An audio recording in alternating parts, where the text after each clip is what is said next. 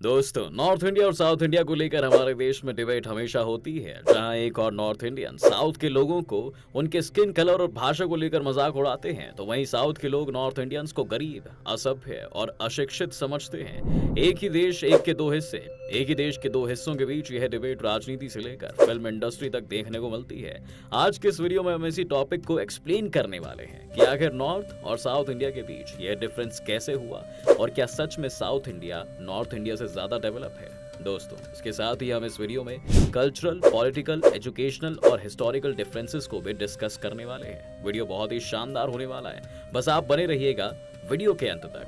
तो दोस्तों, सबसे पहले सवाल तो ये उठता है कि क्या इंडिया को ऑफिशियली नॉर्थ इंडिया और साउथ इंडिया में डिवाइड किया गया है या नहीं। तो आपको बता दूं कि इस तरह की कोई भी डिवीजन भारत सरकार या किसी सरकारी संगठन द्वारा नहीं की गई है। गवर्नमेंट ऑफ इंडिया ने बेसिकली देश को 6 जोन्स में डिवाइड किया है: north zone, south zone, east zone, west zone, central zone और नॉर्थ ईस्ट जोन। लेकिन ये हमारे मेन टॉपिक का हिस्सा नहीं है। लेकिन हमारे देश की ज्योग्राफिकल लोकेशन ऐसी है कि विंध्या माउंटेन रेंजेस और ट्रॉपिक ऑफ कैंसर यानी कि कर्क रेखा इसको 2 बराबर हिस्सों में डिवाइड करते हैं। दरअसल वैज्ञानिकों ने पृथ्वी के ज्योग्राफी को स्टडी करने के लिए इस पर 5 इमेजिनरी लाइंस को ड्रॉ किया है और उन्हीं 5 में से एक लाइन को कर्क रेखा कहते हैं। कहने का मतलब यह है कि ये एक ऐसी लाइन रियल में नहीं है, बट वैज्ञानिकों ने इसे सिर्फ पढ़ने और पढ़ाने के लिए मान रखा है। विंध्य माउंटेन की बात करें तो एंशिएंट और मेडिवल टाइम में भी लोग इसे ही उत्तर और दक्षिण भारत के बीच की बाउंड्री मानते थे। दोस्तों, अब इन सारी बातों से इतना तो क्लियर है कि देश का यह नॉर्थ और साउथ वाला डिवीजन सिर्फ हमारे माइंड में है और कहीं नहीं। अब ये भी जान लेते हैं कि कौन कौन से राज्य किस भाग में आते हैं। जनरली केरल, तमिलनाडु, आंध्र प्रदेश, तेलंगाना, पुडुचेरी और कर्नाटक को लोग साउथ इंडिया के स्टेट्स के रूप में देखते हैं, जबकि चंडीगढ़, दिल्ली, हरियाणा, हिमाचल प्रदेश, जम्मू एंड कश्मीर, लद्दाख, पंजाब, राजस्थान, उत्तराखंड और उत्तर प्रदेश को नॉर्थ इंडिया मानकर कंपेयर किया जाता है। कंपैरिजन की इस डिबेट में दोस्तों, सबसे पहले हम बात करते हैं डेवलपमेंट की। जी हाँ, तो आज के टाइम पर यह बात बिल्कुल सही है कि साउथ इंडिया ज्यादा डेवलप है। कैसे डेवलप है, अब इसे भी समझते हैं।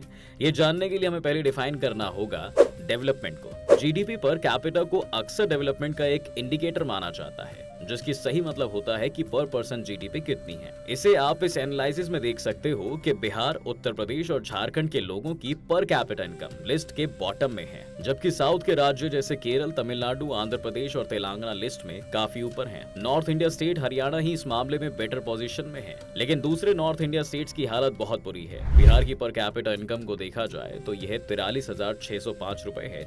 वहीं पर कर्नाटक की पर कैपिटा इनकम 2,36,451 है। इसी से आप अंदाजा लगा सकते हैं दोस्तों कि नॉर्थ और साउथ के लोगों के इनकम में भी कितना गैप है। इसी के साथ ही तमिलनाडु, केरल, कर्नाटक, आंध्र प्रदेश और तेलंगाना, ये 5 राज्य ऐसे हैं जो टोटल इनकम में 30% से भी अधिक का कंट्रीब्यूशन करते हैं, जबकि नॉर्थ के स्टेट्स की पॉपुलेशन तो अधिक है, लेकिन देश के नेट इनकम में कंट्रीब्यूशन बहुत कम है। इसके अलावा पॉवर्टी की मेजरमेंट देख सकते हैं, जिसे मेजर किया जाता है मल्टी डायमेंशनल पॉवर्टी इंडेक्स के द्वारा। मल्टी डायमेंशनल पॉवर्टी इंडेक्स क्या है, अब इसे भी समझ लेते हैं दोस्तों, इस इंडेक्स के थ्रू 3 बेसिक पैरामीटर्स को मेजर किया जाता है। ये है एजुकेशन, इंफ्रास्ट्रक्चर और फाइनेंस। जी हाँ, इन तीनों पैरामीटर में जो भी गरीब होता है उसे मल्टी डायमेंशनल पुअर पर्सन कहते हैं। नीति आयोग की रिपोर्ट के अकॉर्डिंग केरला में सबसे कम मल्टी डायमेंशनली पुअर पीपल रहते हैं। केरल की मात्र 0.71% पॉपुलेशन ही इस कैटेगरी में आती है। केरल के बाद पुडुचेरी और लक्षद्वीप का नंबर आता है। साउथ इंडिया के सभी स्टेट्स आपको टॉप 10 में देखने को मिलेंगे। वहीं पर नॉर्थ की अगर बात करें तो रिपोर्ट के मुताबिक बिहार, झारखंड और उत्तर प्रदेश में सबसे ज्यादा लोग मल्टी डायमेंशनल पॉवर्टी की कैटेगरी में आते हैं। बिहार में 51.91%, झारखंड में 42.16% और यूपी में 37.89% लोग मल्टी डायमेंशनल पॉवर्टी में जीने के लिए मजबूर हैं। अब इनके लिटरेसी रेट के डिफरेंसेस को भी समझ लेते हैं। लिटरेसी रेट में भी south Indian states north India से कहीं ज्यादा आगे हैं। नेशनल स्टैटिस्टिकल ऑफिस के 2021 डेटा के मुताबिक भारत की एवरेज लिटरेसी रेट 77.7% है। वहीं पर केरल की लिटरेसी रेट 96.2% के साथ देश में सबसे ज्यादा है, जबकि उत्तर प्रदेश की 73% है, जो कि नेशनल एवरेज वैल्यू से कम है। वहीं दोस्तों, अगर आप आजादी के टाइम को देखोगे तो नॉर्थ इंडियन स्टेट से साउथ इंडियन स्टेट्स ज्यादा डेवलप नहीं थे। ऑलमोस्ट बराबरी का मुकाबला चल रहा था, लेकिन ये सारा गैप डेवलप हुआ 70s और 80s और 90s के दौर में। यह वो दौर था जब अलग अलग साउथ इंडियन स्टेट गवर्नमेंट्स ने अपनी खुद की पॉलिसीज को इम्प्लीमेंट किया, जिससे ये बदलाव आया। देखें तो साउथ इंडियन स्टेट्स का जो पॉपुलेशन ग्रोथ है वो बहुत कम है। इस मैप को आप देखो, डार्क कलर में जो भी स्टेट्स हैं उनकी पॉपुलेशन ग्रोथ जरूरत से बहुत ज्यादा है और इस कैटेगरी में नॉर्थ के ही स्टेट्स हैं, जबकि साउथ के सारे स्टेट्स में पॉपुलेशन ग्रोथ बहुत कम है। केरल की पॉपुलेशन ग्रोथ 1.56 है, जबकि बिहार की 3.41 है, जो कि सबसे ज्यादा है। साउथ की इन्फेंट मोर्टेलिटी रेट भी नॉर्थ के स्टेट से बहुत कम है। दोस्तों, मिड डे मील स्कीम को देश में सबसे पहले तमिलनाडु में लॉन्च किया गया था। इसकी मदद से तमिलनाडु में स्कूल के एडमिशंस हमें ज्यादा देखने को मिले, जबकि उत्तर प्रदेश में इस योजना को 2021 में सुप्रीम कोर्ट के आदेश के बाद इम्प्लीमेंट किया गया। इसके अलावा आज बैंगलोर को आईटी कैपिटल ऑफ इंडिया बुलाते हैं, क्योंकि कर्नाटका एक्चुअली में देश में पहली स्टेट थी जिसने 1997 में एक आईटी पॉलिसी को इंट्रोड्यूस किया। इसकी मदद से वहां पर एक आईटी इकोसिस्टम डेवलप हुआ और 1997 में ही आंध्र के चीफ मिनिस्टर चंद्रबाबू नायडू ने बिल गेट्स से अर्ज किया कि वो हैदराबाद में एक माइक्रोसॉफ्ट डेवलपमेंट सेंटर खोलें। अब इसकी तुलना हम नॉर्थ के स्टेट से करते हैं। यूपी और बिहार में दबंगों और माफियाओं का लंबा इतिहास रहा है, जिसके कारण यहाँ पर आने के लिए इन्वेस्टर्स ज्यादा इंटरेस्टेड नहीं रहते। लेकिन उत्तर प्रदेश में काफी लंबे समय के बाद एक नई सरकार के बनने के बाद यहाँ पर भी इंडस्ट्रियलाइजेशन पर काफी काम किया जा रहा है, लेकिन इसे अभी फुल स्केल पर लागू करने में काफी समय लगेगा। आरबीआई की एक 2018 की स्टडी ने बताया कि केरला, कर्नाटका, तमिलनाडु और आंध्र प्रदेश के लोग भारत के टोटल रेमिटेंसेस के करीब 46% का कंट्रीब्यूशन रखते हैं। मतलब ये इतने एजुकेट और स्किल्ड हैं कि ये दूसरे देशों में जाकर हाई सैलरी स्केल पर भी काम करते हैं और वहां से भारत में पैसा भेज रहे हैं। वहीं अगर उत्तर प्रदेश की बात करें तो सबसे बड़ा राज्य होने के बावजूद भी केवल 3.1% का रेमिटेंस रिसीव करता है। जब एक इंडियन किसी दूसरे देश में काम करता है और वहां से भारत में पैसे को भेजता है तो उसे रेमिटेंसेस कहते हैं। दोस्तों, केरल देश का पहला स्टेट बना है जिसने national optic fibre network project complete किया है। 35,000 किलोमीटर से ज्यादा फाइबर नेटवर्क को स्टेट भर में लगाया गया है। यह high speed internet network system राज्य के सभी गांवों और रिमोट एरियाज को जोड़ता है। इससे फायदा क्या होगा कि गरीब बच्चे भी हाई स्पीड इंटरनेट को एक्सेस कर पढ़ाई करेंगे, जबकि नॉर्थ के स्टेट्स में यह अभी भी एक ऑनगोइंग प्रोजेक्ट बना हुआ है। साउथ इंडियन स्टेट गवर्नमेंट ज्यादा पैसा वेलफेयर में, एजुकेशन पर, हेल्थ केयर पर खर्च करती है। हेल्थ केयर परफॉर्मेंस में भी नॉर्थ के यूपी और बिहार जैसे स्टेट्स बॉटम पर ही आते हैं। अब एक सोचने वाली बात यहाँ पर यह है कि ऐसा क्यों हुआ कि साउथ इंडिया की पॉलिटिकल पार्टीज और इनकी सरकारें जनता के लिए काम करने में इतनी इंटरेस्टेड हैं। इसके पीछे दोस्तों एक बड़ा इंटरेस्टिंग रीजन है। जी हाँ, और वो रीजन है पॉलिटिकल कंपटीशन। अगर कोई पॉलिटिकल पार्टी बहुत लंबे समय के लिए सत्ता में रहती है किसी स्टेट में या सेंटर में, तो वो अपनी पावर को फॉर ग्रांटेड लेना शुरू कर देती है और इसका मतलब ये है कि जनता के वेलफेयर में कम, जबकि अपने वेलफेयर पर फोकस करने में ज्यादा ही इंटरेस्टेड दिखाई देती है। जबकि नॉर्थ के कई राज्यों में इस तरह की कोई कंपटीशन देखने को नहीं मिलती। अगर सरकारें भी बदली तो जाति और धर्म की राजनीति करने में ही व्यस्त रहती हैं। इकोनॉमी के कंपैरिजन के बाद अब हम एक पैरामीटर कर लेते हैं।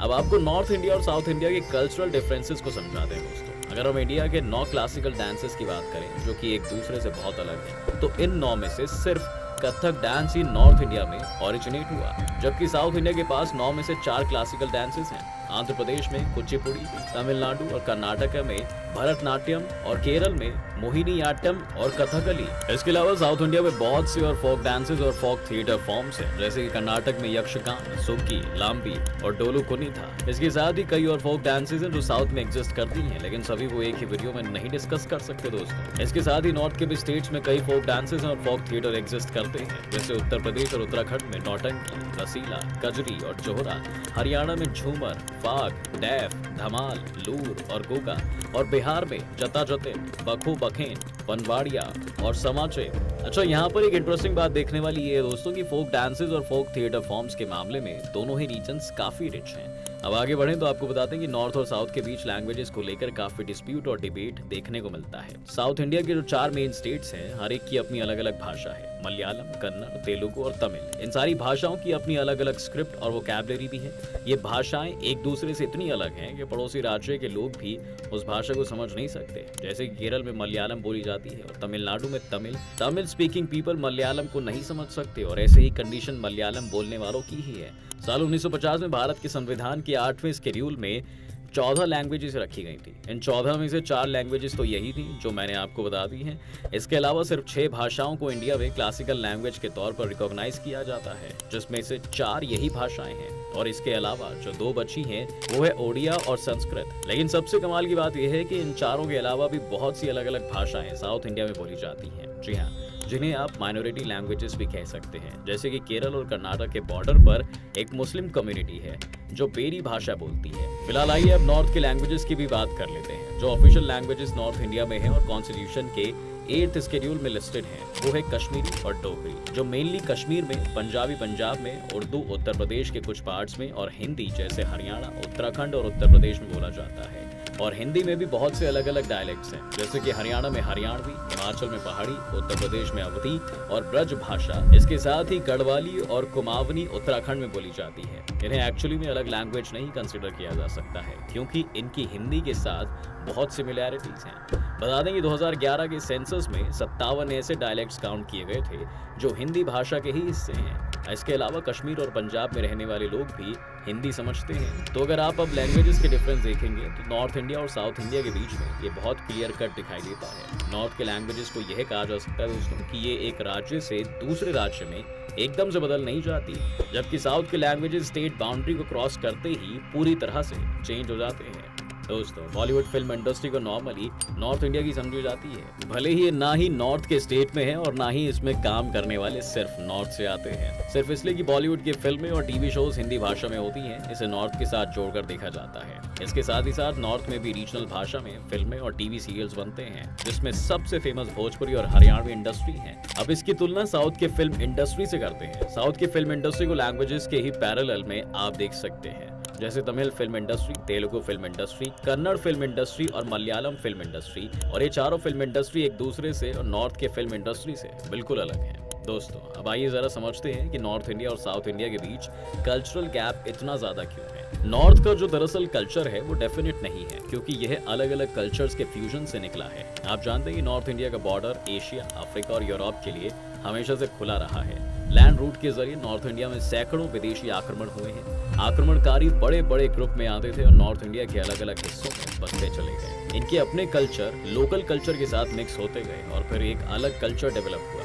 जो आज नॉर्थ इंडिया के राज्यों में एग्जिस्ट करता है। तो नॉर्थ इंडिया का कल्चर एक रेनबो की तरह है दोस्तों, जिसके कलर्स एक दूसरे के साथ ओवरलैप कर रहे हैं। दूसरी तरफ साउथ इंडिया का कल्चर एक दूसरे से सेपरेट कर रहा है और इनका आपस में ज्यादा फ्यूजन नहीं हुआ है, क्योंकि यहाँ पर बाहरी लोगों का आना उतना नहीं हुआ है। इसलिए वहाँ पर हमें अलग अलग भाषाएं, अलग अलग डांस फॉर्म्स और अलग अलग कल्चर्स देखने को मिलता है, क्योंकि उन्हें संवरने के लिए और डेवलप होने के लिए पर्याप्त समय मिल गया था। और ये भी कह सकते हैं कि साउथ की कल्चर आसमान के टिमटिमाते तारों की तरह है, जो लगते हैं तो बहुत खूबसूरत है लेकिन एक दूसरे से बिल्कुल अलग है। इन सब के बावजूद दोस्तों, इसका मतलब ये नहीं है कि साउथ इंडिया 7वें आसमान पर पहुंच गया हो और नॉर्थ इंडियन स्टेट्स बहुत ज्यादा पीछे रह गई। साउथ इंडिया में भी बहुत सी प्रॉब्लम्स हैं जिन्हें दूर करना भी बाकी है। नॉर्थ इंडिया में प्रॉब्लम्स कुछ ज्यादा ही हैं, लेकिन उसके साथ खूबियां भी बहुत हैं। वैसे दोस्तों, इस वीडियो को लाने के पीछे का इरादा ये नहीं था कि दोनों के बीच एक गल्फ क्रिएट हो, लेकिन इन जानकारी से हम सभी बहुत कुछ सीखते भी हैं और भारत के ओवरऑल डेवलपमेंट के लिए बहुत कुछ कर सकते हैं। नॉर्दर्न स्टेट्स की सरकारें, साउथ के स्टेट गवर्नमेंट्स यह सीख सकते हैं कि वो कैसे डेडिकेट होकर अपने लोगों के वेलफेयर के लिए काम करती हैं। वो सीख सकते हैं कि कैसे सरकारें किसी प्रोग्राम को अपने राज्य में इतना प्रभावशाली बनाती हैं। इसके साथ ही वो ये भी सीख सकती हैं कि इंडस्ट्रीज का इकोसिस्टम कैसे इतने अच्छे से डेवलप हुआ। वहीं पर नॉर्थ के लोगों को भी साउथ के सिर्फ स्किन कलर और लैंग्वेज से नहीं जज करना चाहिए, उनके अचीवमेंट सेलिब्रेट करना चाहिए। साथ ही साथ साउथ के लोगों को भी यह सोचना चाहिए कि हम सभी लद्दाख से कन्याकुमारी तक हैं। हम सब के विकास के बाद ही देश का विकास हो पाएगा। दोस्तों, इस ब्यूटीफुल कंक्लूजन के साथ इस वीडियो को खत्म करते हैं। साथ ही ऐसी ही इन्फॉर्मेशन वीडियोस को देखने के लिए हमारे चैनल को सब्सक्राइब करके बेल आइकॉन को प्रेस कर दें, जिससे चैनल के सारे नोटिफिकेशंस आपको तुरंत मिल जाएं। वीडियो देखने के लिए आप सभी का बहुत बहुत धन्यवाद।